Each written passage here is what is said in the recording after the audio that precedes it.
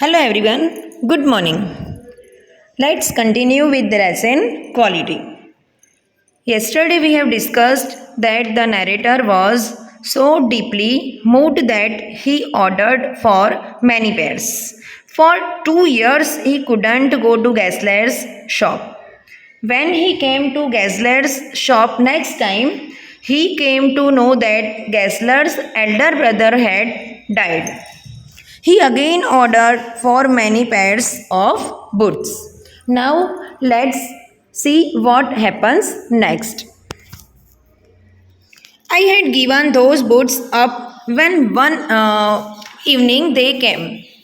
One by one I tried them on in shape and fit, in finish and quality of leather.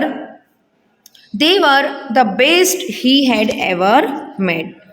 I flew downstairs, wrote a check, and posted it at once with my own hand. A week later, passing the little street, I thought I would go in and tell him how splendidly the new boots fitted. जब narrator ने order किया बहुत सारे boots order किए थे तो वो शू maker के ब्रदर ने वन बाय वन उनको वापस लौटाए रेडी करके. जब नरेटर ने ट्राइड किए तो in shape wise and fit wise it finish and quality of leather looking and seems best he had ever made. After a week, एक वीक के बाद जब नरेटर वो स्ट्रीट से पास हो रहे थे, उन्होंने सोचा I would go in and tell him how splendidly the new boot fitted. Narrator ने क्या सोचा कि मैं शॉप में जाऊं और पूछूं बोलूं कि आपने जो न्यू बूट्स बनाए थे वो बहुत ही बेस्ट क्वालिटी के थे.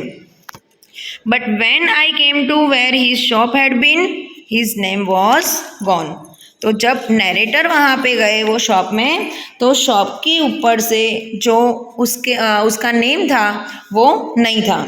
When he went to Gessler's shop to thank him for new boots which he had parceled to him, but he found that the name of the shop was gone. I went in very much disturbed.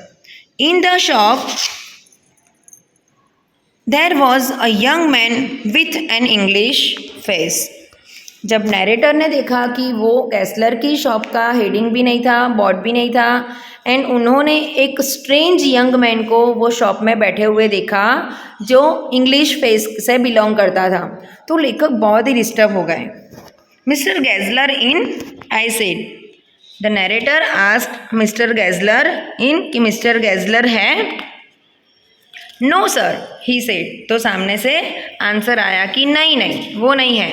No but we can attend to anything with pleasure, we have taken the shop over. क्या बोला कि हमने उनकी shop ले ली है. Yes I said. But mister Gessler, oh he answered dead. जब narrator ने मिस्टर गैसलर के बारे में पूछा तो क्या आंसर मिला उनको कि वो तो मर चुके हैं. He was dead. But I only received these boots from him last Wednesday week. बोला मर चुके हैं, पर कैसे मर चुके हैं. लास्ट वेंसडे को तो उन्होंने मेरे को बूट्स रेडी करके दिए थे.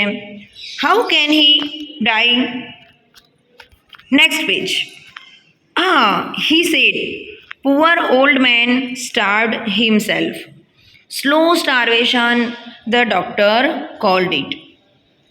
क्या बोला कि बेचारा ओल्ड मैन भूख की वजह से मर गया. मीन्स कि वृद्ध ने स्वयं को भूखा मार लिया, धीरे धीरे भूख से मरा, डॉक्टर ने ऐसे बताया था. You see he went to work in such a way. वह अपना काम भी बहुत मंद गति से धीरे से करता था. Would keep the shop on, wouldn't have a soul touch his boots except himself. दुकान खोले रखता था, अपने बूटों पर अपने अतिरिक्त किसी दूसरे का हाथ भी नहीं लगने देता था. जब उसे कोई ऑर्डर मिलता वह उसे पूरा करने में बहुत समय लगा देता था. When he got an order, it took him such a time. People won't wait. he lost everybody. And there he had sit going on and on. I will say that for him, not a man in London made a better boot. But look at the competition. He never advertised. Would have the best leather too and do it all himself.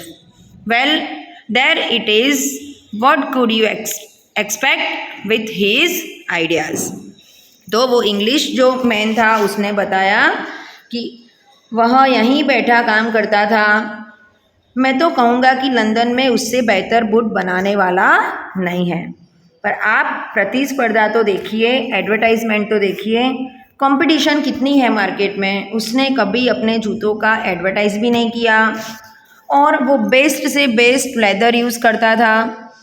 And he do all the works himself. आप उसके जैसे विचारों के साथ और क्या अंत सोच सकते हैं. बट स्टारवेशन, केवल भूखमरी.